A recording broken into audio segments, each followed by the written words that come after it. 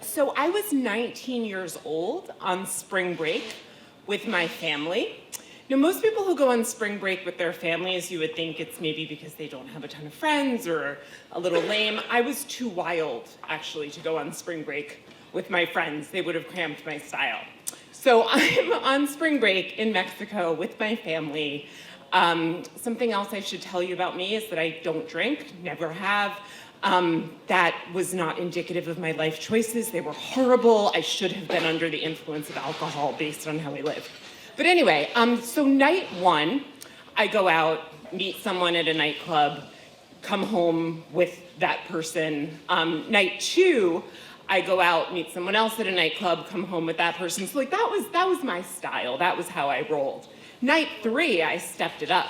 I met 5 members of the Irish Fire Brigade in Puerto Vallarta, Mexico.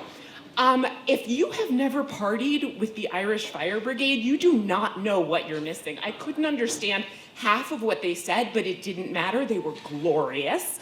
I had a great time, dancing on tables, watching these men get drunk, flashing different people, different parts of my body. Thank God I was 19 years old, pre-things going viral. Otherwise, I could never run for president, and I could not have my current job. So anyways, having a blast. And night 4, I decide I'm gonna continue partying with the Irish Fire Brigade because there is no topping that. We're out at a nightclub, hanging out, drinking, dancing.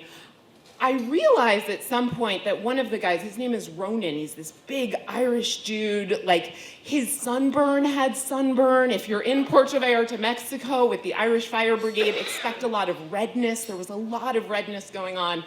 And so I'm chatting with the guys that we came with, and Ronan, I hear him going like, drugs. I don't know what he's, it's kind of like hazy and foggy, but anyways, I'm rolling with the Irish Fire Brigade. So we get in this taxi and we're driving down the streets of Puerto Vallarta, Mexico, and going from the very populated center of Puerto Vallarta to this very not populated center of Puerto Vallarta where the buildings look dingy and there's it's a little sketchy, and I'm someone with no spatial awareness and no sense of where I am, so for me to recognize that it's sketchy is saying something. So I realize that I'm in this sketchy neighborhood, and then suddenly the taxi just stops, and the lights go out, and I hear a knocking at the window, and I turn, and I swear this bug-eyed human being who was very, very intense is saying something out the window. I'd never before witnessed someone being on crack. They move so quickly. He was so fast. So he's running around and the taxi's going and I'm sitting in the back seat. I'm having the time of my life. I'm really enjoying this. I'm the only sober person and I'm this is gonna be great. So also, didn't really care much about my life. I should say that at 19 years old, I was highly suicidal. So anyway, so there I am in the back seat of this taxi. I'm sitting there, Ronan gets out. There's a little speakeasy place with a window. He goes up to the window, doesn't speak a lick of Spanish, barely speaks English coherently, and when drunk, I have no idea what he's saying. The poor person who's just trying to make a living selling crack has no idea what he's saying either. And so they're bargaining.